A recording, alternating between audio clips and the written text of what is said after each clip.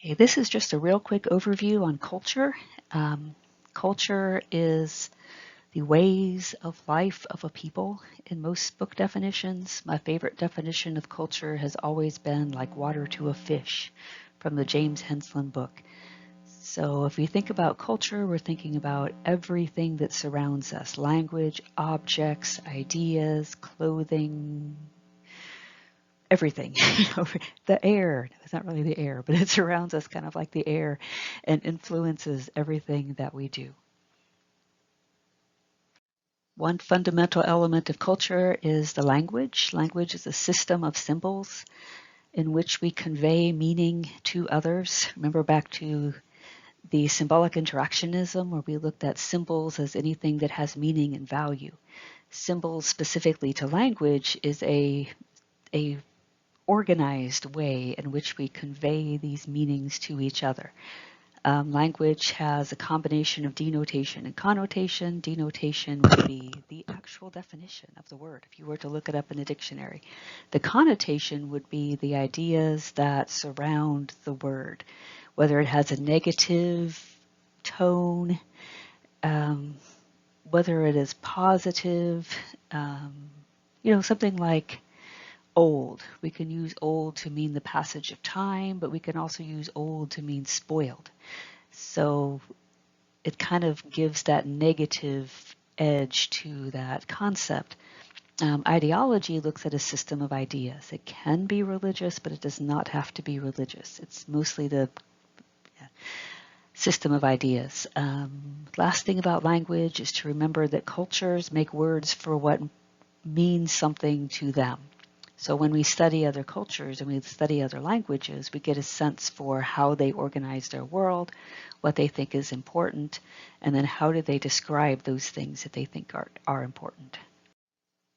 Here are a few more themes and concepts regarding culture: the idea of real versus ideal culture, where ideal culture would be kind of like the words that we say, the definitions, and then the real would be actually what we do.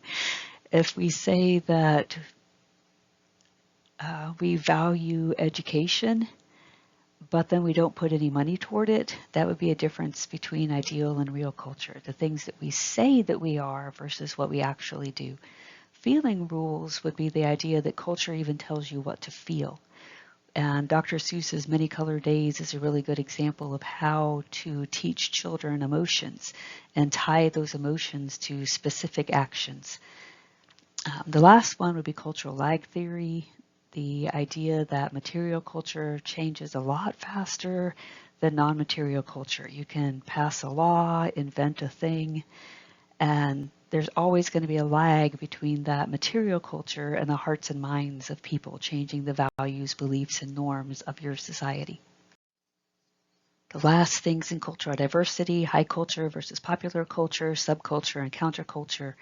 All of these kind of start with the idea that culture is an umbrella, that we are living underneath an umbrella. Underneath this umbrella, though, we have different kind of subcultures and partitions, where high culture would be the culture of the elites, more the ballet, where popular culture would be the culture of the masses, more like, I don't remember what show this was my kid was watching, something, um,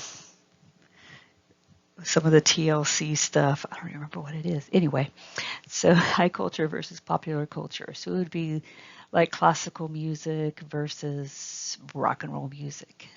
Subcultures would be more underneath the umbrella in terms of ethnicities or occupations, where you have some unique values and beliefs and norms, but yet you are underneath the umbrella of broad culture. Countercultures are when you turn your back on the culture, something like the Amish, where you would have your own values, beliefs, and norms that you would hold counter to the dominant culture. And then the last one, ethnocentrism versus cultural relativism. Ethnocentrism is the practice of judging another culture by the standards of your own. Cultural relativism is evaluating culture by its own standards. And all of us, when we encounter a different culture, we can tend toward ethnocentrism. We tend to think they don't do things like we do. They don't do things like I'm comfortable with. So we will judge according to our own norms. Cultural relativism calls us to explain, describe, understand how a culture's own norms, beliefs, and values are used to understand practices within that culture. It doesn't mean that we have to agree at all. I mean, you can look at cannibalism from a culturally relativist perspective and understand how a culture would utilize cannibalism, how they would practice cannibalism, what it means to the culture at large, and yet be perfectly fine not supporting cannibalism. So just because we understand doesn't always mean that we're correct. But in sociology, because we study all the things that humans do, there may be things that we might be uncomfortable with and might lean a bit toward ethnocentrism, but we try to wear the sociology hat when we study these topics and look at them from their own standards. How does their community refer to these ideas? How does their community put them within context?